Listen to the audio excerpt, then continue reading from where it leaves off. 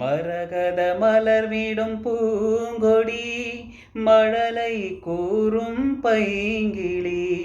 மரகத மலர்விடும் பூங்கொடி மழலை கூறும் பைங்கிளி. நிலவில் ஒளிவிடும் மாணிக்கம், நிலவில் ஒளிவிடும் மாணிக்கம், என் நெஞ்சில் தந்தேன் ஓரிடம். ஆஹா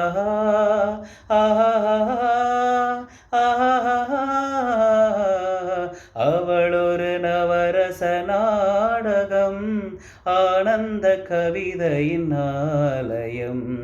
அவள் ஒரு நவரச நாடகம், ஆனந்த கவிதையின் ஆலயம்.